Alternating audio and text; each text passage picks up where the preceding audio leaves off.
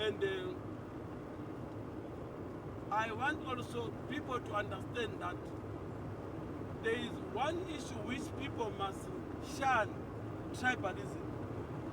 Where all Zimbabweans should benefit, employment, whatever, in their own provinces, equal the same Manikaland, equal the same Mashingo, equal the same Matebeleland, so I mean, equal the same Mashwale Central. You see, that our blame Mugabe, that he indoctrinated tribalism in Zimbabwe. Our people may be seen as if they don't like each other. No, that is an indoctrination. And how would you say it? Huh?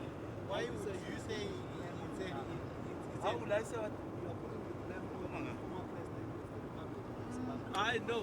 I cannot blame the Second Republic president because you can someone with less than even a term. Maybe you want to say Mugabe. Why would you say you blame Mugabe? He indoctrinated tribalism to the community, to Zimbabwe in general. What's your assumption? What's your thinking? You know why I'm saying that? Robert Mugabe, if you look at when we came in 1980, when he won independence, Joshua Nkomo came to our assembly point and said, "Bantu abami, sasingalweli izikhundla, sasilwela ukuthi umbuso ube ngowamaZimbabweni. uMugabe sewinile ngumuZimbabwe." And Tina, at that time we were young. We thought that if we lost the election, we must go back in the bush. Sahlala, and they expected that now we have a father who will take care of us all. But instead, of course, there were some scenarios where people would clash in the assembly point and come back, clash in the National Army and come back. But at some point, we realized that Robert Mugabe was not a sincere person because he deliberately brought in the 50th Brigade, which also butchered the Zipra forces and the people of Matebeleland in the Midlands also, and anyone maybe who was loyal to ZAP. So that's why I'm saying Mugabe, his political philosophy, it's only that we didn't know Mugabe. As far as I'm concerned, even maybe in Mozambique, they didn't know Mugabe. They didn't know him. They also fell in the circumstances beyond their control, where both of us, Zanda and Zipra, we became victims of the circumstances beyond our control. We're talking about Visa ma reef note. The reef note mdarankom aireva kuti kana nyika yatorwa. You won't change things at once. You will only be removing a reef note by reef note by reef note until you reach where you are going.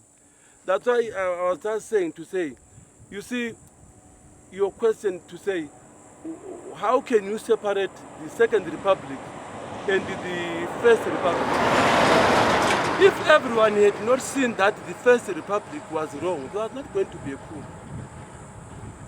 But what we are simply saying is that, okay, here is the coup, all our veterans we participated, all Zimbabweans participated, all opposition political parties participated, with the trust that now we are entering a new phase. We are simply saying, okay, the new Second Republic correct the situation, But you look at, you can't, a situation of the First Republic, which it took 39 years, it cannot be corrected in 2 years. We don't want miracles. There are no miracles here. Things must be done taking into account economics affairs. But what mistakes did we make in the past 39 or 40 years? What needs to be corrected? Where did we go wrong? Yes, that's why I was saying when we were still coming. Mugabe modernized the divide and rule policy, which was crafted by the British to divide us here when they colonized us in Africa. That policy of divide and rule, you'll find that there is a document, that Grand Plan, 1979 Grand Plan, where if you have read that document, it was simply dividing the people of Mashonaland and the Matabeleland. And remember, there is no tribe called Shona, and there is no tribe called Ndebele.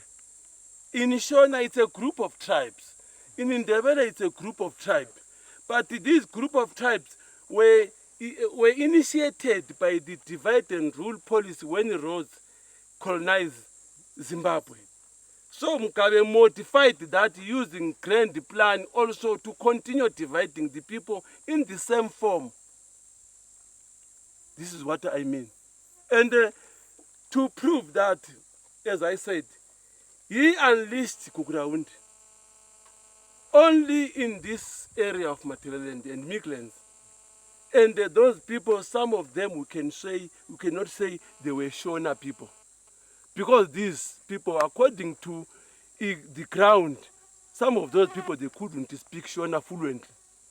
And if engaged by the civilian, they will turn into English. You get my point? Yes, there were some of our comrades, who were also part of that. But the initiative of doing that, it was British driven, because the British were not happy for us to take our country. So they went into another phase to make sure that Zimbabwe, even if it is a black African in terms of leadership, it should remain divided on tribe, which is what we are fighting for. We are saying we are all Zimbabweans. We are all Zimbabweans. With this new setup of the Second Republic, we are looking forward that things, they know exactly the mistakes. They know because they were part of the government. They know the mistakes because they were part of government. And they know what to correct and what not to correct. Mugabe, during his era, says Gukarahundi was a moment of madness. And that now, talking about the current situation, the Second Republic says, let's talk, let's address issues. And you have seen the President, His Excellency, Comrade Cde Mnangagwa, come to Bulawayo to try and engage leadership, local leadership, chiefs and others who are so concerned in that discipline. Your word to Zimbabweans, we asked you to speak as a war veteran. Now we want to ask you to speak as a freedom fighter and as well as a Zimbabwean, and in particular, someone who was at the front during the war. What would you say? How do we address the issue of Gukarahundi? I address the issue of Gukarahundi as a genocide, and according to the rule of law, ungabulala, you go into prison. I have never seen a killer being asked to apologize. When there are people even who steal sweets, they go for 6 months, cell phone for 1 year, a rape for 7 years, killing, death penalty. You get my point? The whole thing, holistically,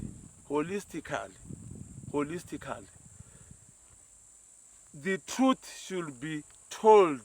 Those killers should come forward and say, yes, we did kill. We did kill. They must accept that they killed. Because if we say I didn't kill, it means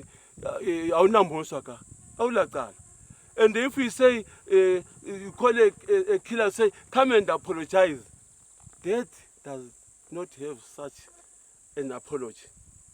You see what I mean? So everyone must agree that an offense has been committed against the people of humanity. You get my point? So everyone is running away from that.